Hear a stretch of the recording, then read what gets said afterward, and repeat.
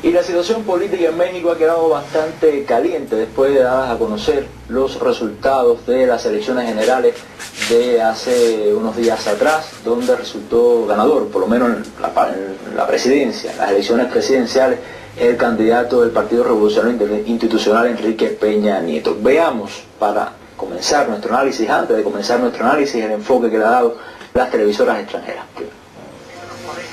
El Partido de Acción Nacional de México podría impugnar los recientes comicios presidenciales y lo haría sin formar alianza con la coalición de izquierda de López Obrador. El líder de este partido ha admitido que el escrutinio de los votos ha sido correcto, pero duda de la equidad del mismo proceso electoral. Según los panistas, el Partido Revolucionario Institucional cometió varias violaciones para que su candidato Enrique Peña ganara el sufragio. A su vez, el presidente electo ha declarado que ningún partido político tiene derecho a polarizar los ánimos. Esta declaración viene después de que el candidato de izquierda acusara al PRI de comprar unos 5 millones de votos y advirtiera que impugnaría los resultados ante el Tribunal Electoral. El analista político internacional, Eduardo Berezán, opina que si se comprueban las irregularidades, significaría un retroceso en el sistema democrático mexicano. Lamento, evidentemente ha habido irregularidades en los comicios, en el conteo de votos. El partido de izquierda, el PRD, por ejemplo, habla de que habría unos 5 millones de votos mal contados y por eso también quieren impugnar la elección. Y también surgen interrogantes que manifiesta el Partido de Acción Nacional. El mismo presidente Calderón habla de irregularidades. Bueno, para la política interna de México, indudablemente sería un retroceso en el sistema democrático si se comprueba que efectivamente hubo irregularidades en las elecciones. Bueno, esta es la versión, repito, de la cadena de televisión Russia Today, pero hablando en hechos, Nidia, ¿cómo comenzó esta crisis postelectoral? ¿Cuáles son las principales denuncias con respecto a esta situación, a estos resultados? Sí, buenas tardes y muchas gracias, Oliver. Bueno, ahí se han recogido algunas de estas denuncias. Quienes salen en primer lugar a la denuncia pública es el movimiento progresista que llevaba como candidato a Andrés Manuel López Obrador.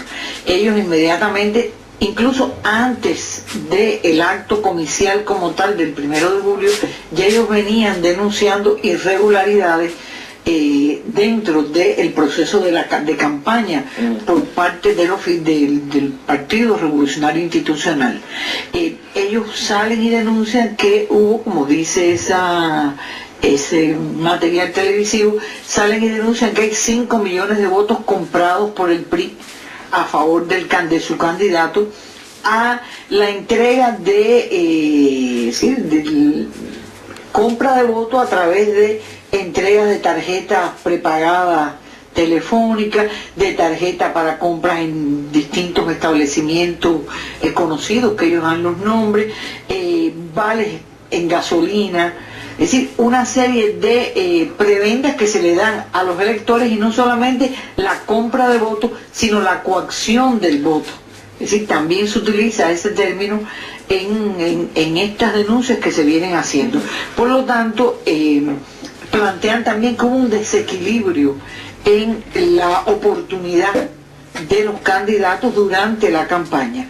Obviamente lo están diciendo sobre la base de que fue público y notorio, y fue denunciado también desde los primeros momentos, que Televisa y Televisión Azteca pues ponderaron, es decir, privilegiaron la presencia del candidato del PRI ante la teleaudiencia mexicana, y eso pues fue un costo indiscutible, según plantea el movimiento progresista, en detrimento del resto de los candidatos que estaban dirimiendo la silla presidencial.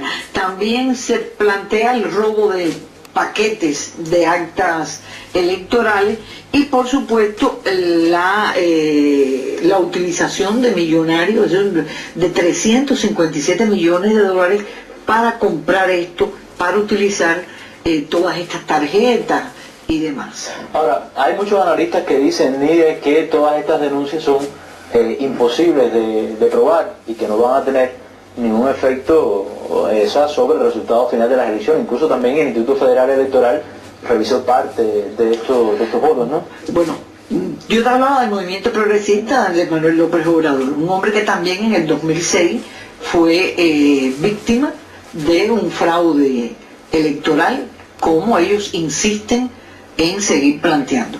Pero el PAN, el Partido de Acción Nacional, que es el partido de gobierno, pues aun cuando, y lo acabamos de escuchar en esa televisora, aun cuando dicen que ellos perdieron y que el conteo de votos fue correcto. El PAN, que es el partido actual en el gobierno. El partido de gobierno, es el partido oficialista, que es su candidata, Josefina Vázquez Mota, quedó en un tercer lugar con un 25 y tantos %. Bueno, ellos, aun cuando asumen que perdieron, aun cuando asumen que el conteo de votos, según ellos, pudo haber sido correcto, ellos entienden que sí hubo irregularidades.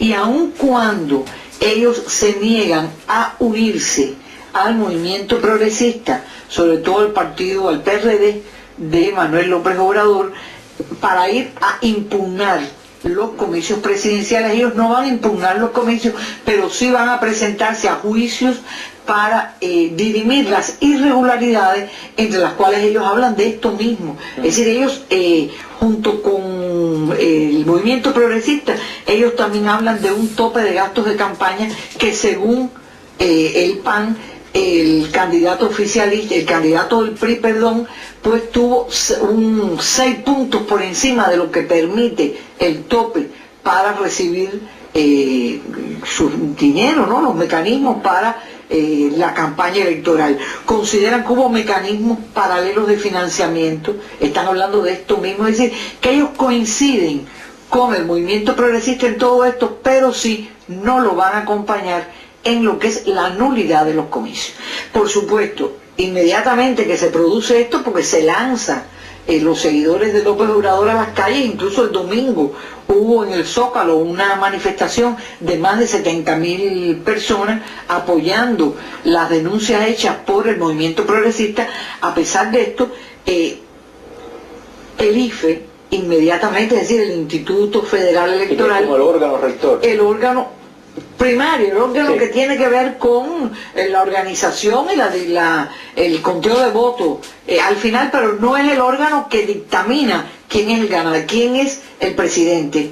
Ellos dan la cifra, Peña Nieto tanto, López Obrador tanto, Josefina, pero quien decide es el instituto, el Tribunal Electoral del Poder Judicial Federal, que este tribunal tiene hasta el 6 de septiembre para decidir quién es el presidente electo en el país. Por supuesto, el IFE no tuvo otra opción, porque así está estipulado en la Constitución, que ir a revisó más de el 54,86% de los votos escrutados. Algo más de la mitad. Más de la mitad, 45 y tantos millones de votos los revisaron, tanto válidos como nulos. Revisaron en 16 distritos federales en el país y ratificaron que el candidato del PRI, Peña Nieto, obtuvo el 38,21% de los sufragios. López Obrador obtuvo el 31,59% y Josefina Vázquez del PAN 25,41%. Hasta ahí es lo que este IFE, este nivel, pueden hacer. Pero mañana concluye el periodo en que tanto el PAN como el movimiento progresista tiene para presentar sus juicios contra estas irregularidades. En el caso del movimiento progresista va por la nulidad de los comicios, pero para anular unos comicios en México tienen que demostrar con pruebas fehacientes que al menos en un 25% de las mesas electorales hubo irregularidades. Y el PAN va por esto de los dineros terciados, es decir, el dinero que se puso, la irregularidad, el desequilibrio informativo y todo lo demás. Un resultado final que al final, bueno, coincide con las encuestas que se hicieron anterior a las elecciones, ¿no? Siempre las encuestas mostraron que Enrique Peña Nieto, el candidato del PRI, bueno, iba adelante en las elecciones, bueno, y a pesar, bueno, de todas estas denuncias que todavía están por probar, bueno, siempre, repito, coincidieron. Ahora, Elisa, ¿cómo el PRI y cómo su candidato, futuro presidente de México, Enrique Peña Nieto, han enfrentado esta avalancha de críticas y estas denuncias? Sí, buenas tardes y bienvenidos, muchas gracias por acompañarnos hoy. Bueno, Oliver, obviamente ante estas críticas y estas denuncias que se le ha hecho a Peña Nieto, él y su partido, su coalición, pues ha salido al frente con determinadas estrategias. O sea, lo primero que han hecho es, por supuesto, rechazar esas denuncias. O sea, están diciendo que son mentiras, que tienen la intención de confundir a la sociedad. Incluso han confundido al presidente, que fue quien recientemente dijo que habría que revisar entonces esas denuncias. Y bueno, ese es el primer paso.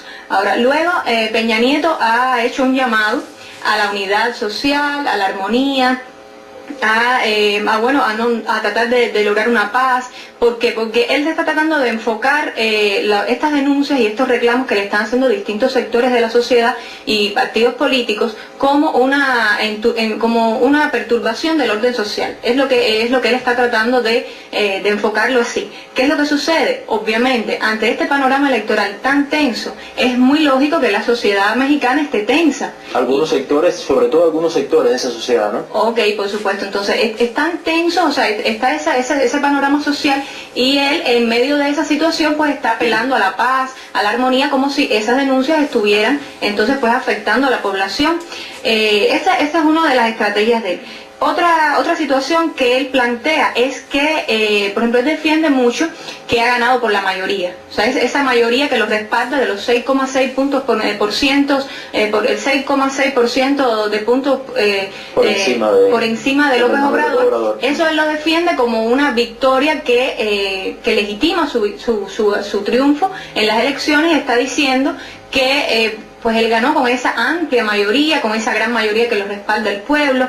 ¿Qué es lo que sucede? Que los medios de comunicación lo que están poniendo sobre la mesa es un recuento de la historia precisamente de esas recientes encuestas previas a las elecciones, a las que tú te referías ahora. Y si bien es cierto que esas encuestas siempre daban al PRI como adelantado con respecto a los principales contendientes, pues sucede también que daban incluso una ventaja demasiado grande, porque las encuestas estaban dando un 16%, un 20% por encima del PRI, y finalmente terminó siendo un 6 y tanto por ciento. O sea que no era tanto esa mayoría que estaba dando el PRI, y entonces esto influyó también, dicen algunos expertos de ahí que estudian las elecciones mexicanas en el país, que esto estuvo también coaccionando, influyendo en el subconsciente de los electores, porque iban a las urnas pensando que ya estaba definitivamente ganadas las elecciones, y entonces eso los desanimaba un poco quizás para votar por otros partidos como el Partido de Acción Nacional o el Partido de la Revolución Democrática.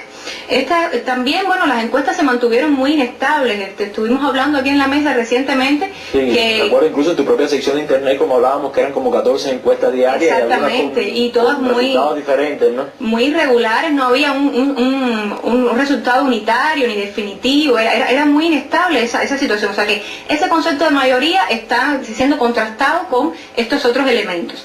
Otra estrategia que llevó a cabo Peña Nieto fue en una reunión reciente de estas otras dos fuerzas, el PRD y el PAN, que el partido de Peña Nieto solicitó que se acordara enviar una felicitación a todos los ciudadanos que participaron en los comicios, a los partidos políticos, a los diputados de los partidos, y entonces, bueno, pues estos otros dos partidos no estuvieron de acuerdo con eso, porque realmente ante estos disturbios y estos anuncios de irregularidades, ellos consideraban que tal